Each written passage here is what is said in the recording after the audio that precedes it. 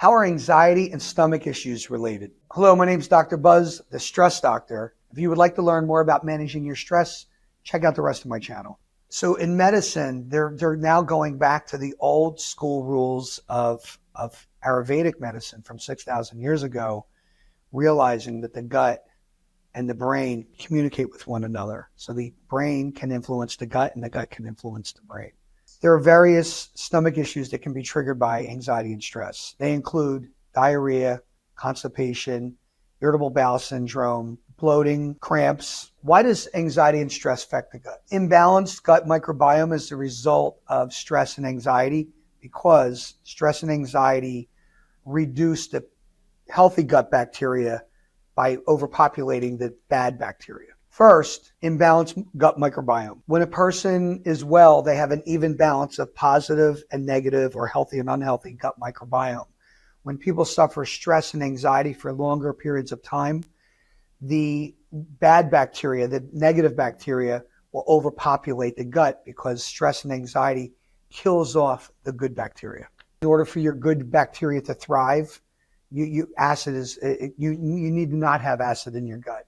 When people start to get stressed, you get a lot of acid that leaks into your gut and it kills off the good bacteria, and the bad bacteria now starts to take over.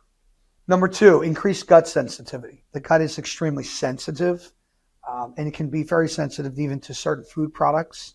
So, for example, gluten or seed oils, caffeine as just a couple examples. But in general, the gut, although it seems so resilient, can react to the simplest things such as stress and anxiety. Long-term disrupted motility. Over the long term, people have difficulties managing, structuring, and regulating going to the bathroom. And as a result of having a bad gut microbiome, your body's no longer able to digest food properly. So people may go from having constipation to diarrhea, or diarrhea to constipation, or I have people I work with who are only moving their bowels once every 2 weeks. The greatest reason why people suffer gut issues from stress and anxiety is because when your body senses stress and anxiety, your body inhibits blood flow and oxygen from reaching your gut. So because you're not getting enough blood flow and oxygen to your gut, your good bacteria can't flourish. As a result, your bad bacteria starts to take over because you're not getting enough blood and oxygen in there to help boost the value of your good bacteria.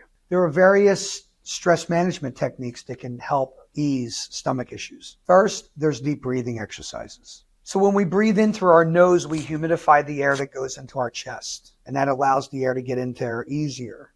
By breathing in through your nose for at least 3 seconds and breathing out of your nose for 3 seconds starts the process of you developing what's called a parasympathetic function, which is allowing your body and your nervous system to relax so that you can rest and you can digest. Your stomach is always at its best when it's relaxed. Number two, mindfulness exercises. When people practice mindfulness exercises, they're bringing the emotion that they want to maintain with the cognizance of thinking simultaneously. Because the top part of your brain that thinks doesn't communicate with the part that makes you emotional, we create strategies to bring an awareness to what we're doing, how we want to do it, and the purpose of what we stand for in doing it. Number three, regular exercise. Regular exercise is always recommended, not hard workouts, but to exercise so we're constantly moving, but also breathing through our nose. So we want to breathe now in through our nose for 3 seconds, out for 3 seconds while we do simple exercises like walking, stretching, or yoga. Number four, healthy diet. A healthy diet is everything because when our diet is healthy, it means when we digest the food product can be rationed and methylated into usable nutrients, hormones, and vitamins for vitality. Number five, identifying your stress and anxiety triggers. Your stress and anxiety triggers are the precursors to what activates a stress reaction or what we call a anxiety reaction. Whether it's stress reacting or anxiety reacting, we're raising cortisol, our stress hormones, where our body starts to prepare for a fight or flight. Unfortunately, when we have that reaction, we're raising our glucose levels, which means we're pushing sugar through our body, which makes our hands and our feet move even without discipline. And unfortunately, in that same time period, we start to crave unhealthy foods to manage how we feel. Number six, seeking professional help. Seeking professional help is a great means of gaining insight of what you really might not be aware of.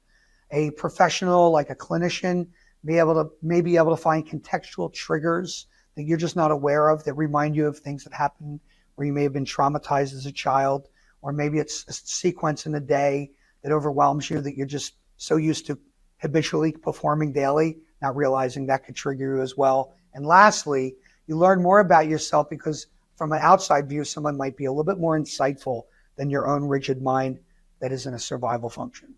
I hope this video was helpful. If you would like to learn more about managing your stress, check out the rest of my channel.